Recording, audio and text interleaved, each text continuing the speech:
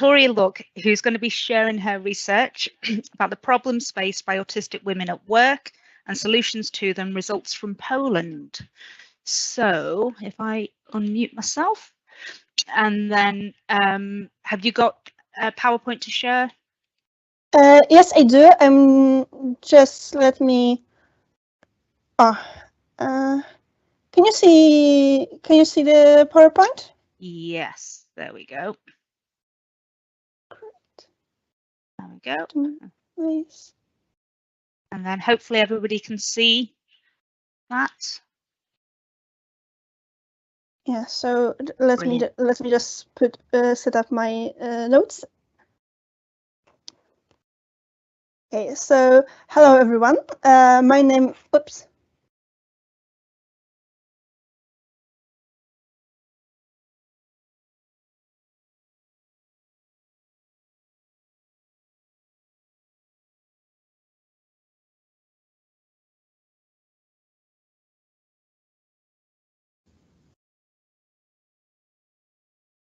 Yeah. Technical hits there. Oh, wait a moment. Okay. Yeah, I think Wiktoria, don't know why, was thrown out. Yeah, just brought it back in. Oh, here I am. Oh, hi Wiktoria. Sorry, I don't know what happened there. I'm not sure either. Maybe I pushed the wrong button or something. So let me just share again. I apologize. Don't worry. Okay. Right. That. I hope it doesn't happen again. So hello everyone. My name is Wiktoria Luck. I'm a critical autism studies student here at Edgehill University. I did my undergraduate thesis on autistic women, on employed autistic women, and explored topics such as the challenges that they face at work, among others. I did it at the University of Warsaw. So I'm new to the UK. I'm new to Edgehill, and today I will share a little bit about my results.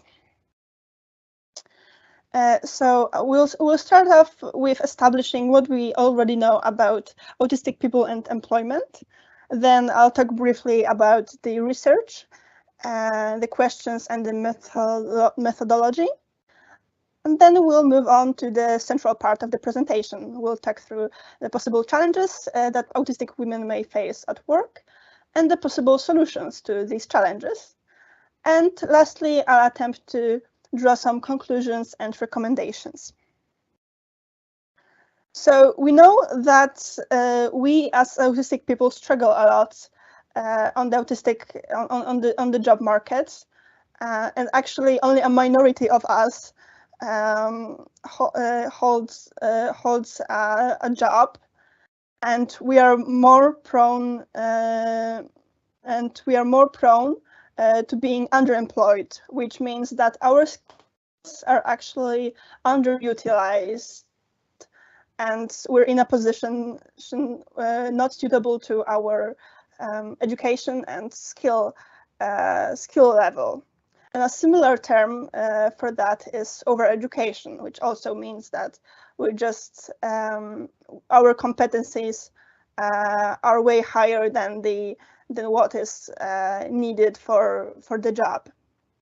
And Romoser in the year 2000 coined the term malemployment, which means a situation where a person is in a position not suitable not only for their skills, but also their individual needs and preferences.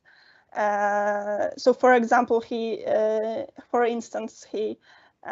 gave an example of an autistic person working in a busy fast food restaurant. And this is the case for many of my many of my interviewees, what I will show later on. And we are also more likely to be employed only part-time. And there are several possible hypotheses of why we struggle so much on the job market. I would argue that part of it has to do with our brains being very interest-driven. So we might, for example, opt for jobs that are somehow connected to our special interests, but have far less than perfect conditions. Or we also can get exhausted more easily in jobs that we perceive as arduous and boring. And while we are at exhaustion, because we mask a lot and we get overloaded with environmental stimuli more easily, we need to rest and regenerate more often than our neurotypical peers. So full-time jobs may be just out of our reach for many of us.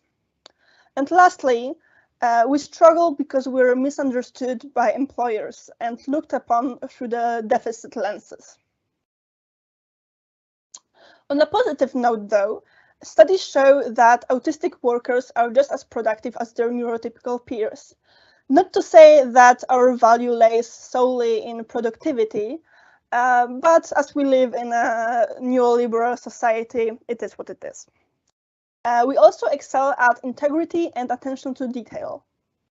And there are several things that can be done to increase retention rate of autistic employees.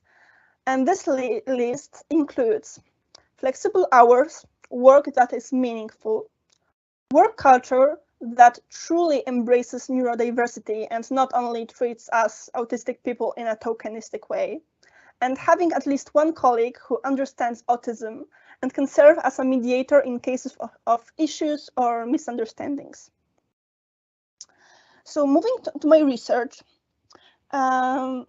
it was originally meant to measure skill mismatch in autistic women, but lots of other interesting things came up, and today I will be focusing on the problems that my interviewees face at work and the possible solutions to these problems.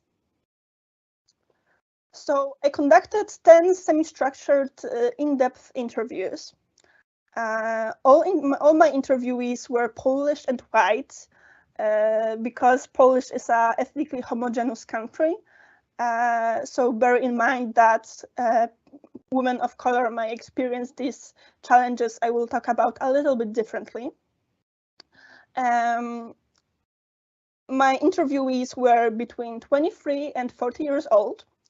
Most of them held a higher educational degree or were about to graduate with one. Interviews were conducted and coded in Polish, and then the quotes that you will see shortly on the screen were translated into English. And the topics of conversations explored educational and professional biographies of my interviewees, job satisfaction, advantages and disadvantages of the positions they worked at, and problems faced at work. So sensory overload was one of the many things that came up in conversations. Out of my interviewees, those women who worked in office settings mentioned that open spaces, very common in corporate environments, were very overwhelming because of all the noise of other people walking around you. But sensory overload doesn't apply only to office settings.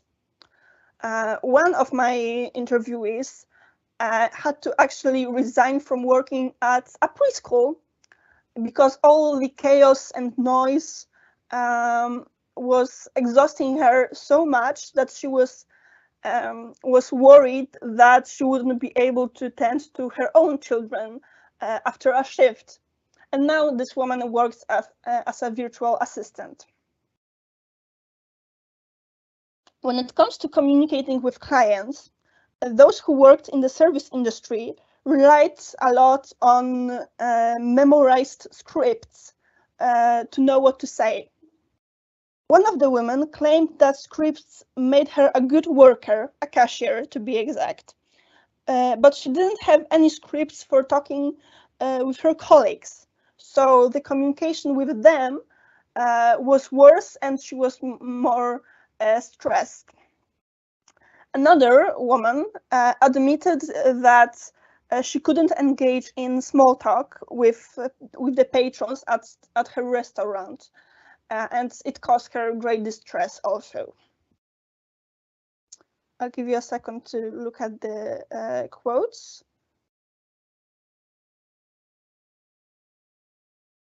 My interlocutors often felt exhausted during or after work and reported symptoms of burnout. It made them unable to engage in other activities outside of work, thus disturbing their work-life balance. I would argue that it's at least partially due to masking their neurodivergent traits, even subconsciously, because they not always knew that they were autistic at the time.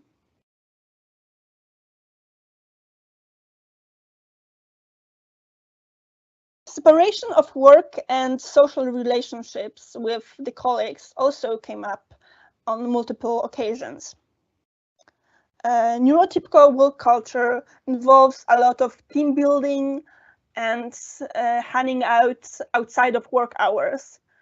And the women I spoke with found it often boring, tiring, or just unnecessary.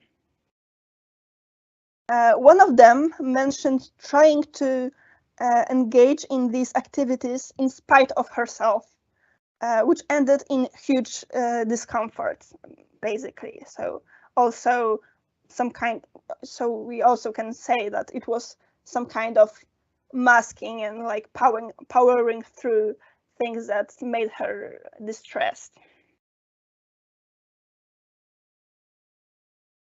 Miscommunication was another frequent theme. One of my interviewees stressed that she and her colleagues thought in vastly different ways, and she was forced to compromise her way of thinking to fit into the supervisor's expectations of her. Another woman told me a story from when she was working at a coffee shop. Her boss asked her to retrieve oat milk from the bag because it was running out. And then she scolded her for not paying attention to the fact that soy milk was also running low, while the girl was just trying her best to follow through the instructions she was given. The situation shows the importance of very precise communication between a neurotypical employer and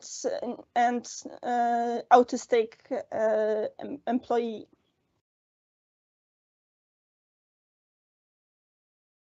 My interviewees came up with multiple solutions to the problems they were facing to make working easier for them.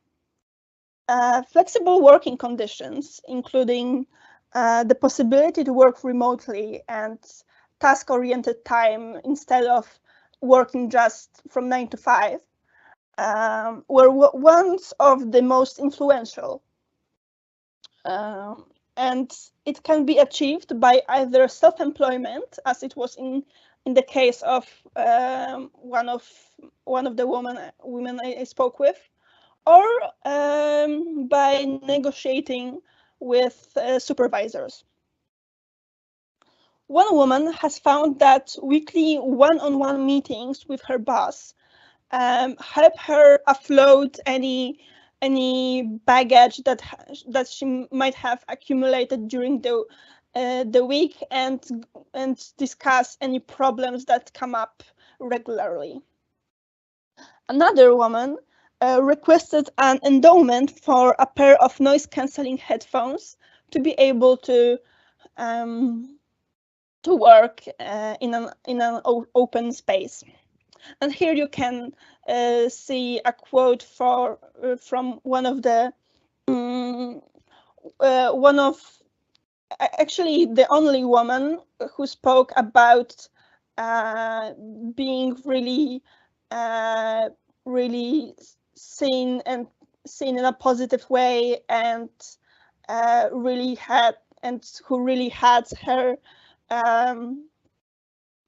her workplace very accommodating and positive, and very flexible working conditions and lack of very rigid structure and very rigid work culture was a main reason that she enjoyed working there. So to conclude, flexible conditions where possible are a crucial accommodation. But first, we need more acceptance of not only our neurodivergent traits, but of human diversity in general. Like, for example, introversion and hidden disabilities, and just the fact that people enjoy different things and not everyone might want to engage in, for example, team building, or not everyone will think in the same way. Employers need to be aware of their autistic employees' strengths and encourage them to utilize them. Most of my interlocutors learned that they were autistic later in life. So I think that an early and more accessible diagnosis would help them better understand themselves and negotiate better accommodations. And finally, we need neurodivergence-informed career support to promote entrepreneurship among autistic people and to help them better understand the strengths and weaknesses and craft the careers in accordance with those strengths and weaknesses, and not in spite of them or against them. And I believe that only then, with this kind of support, we'll be able to work without the risk of burning out very early on. Thank you. And here there are the references, my email and my Twitter if you'd like to screenshot.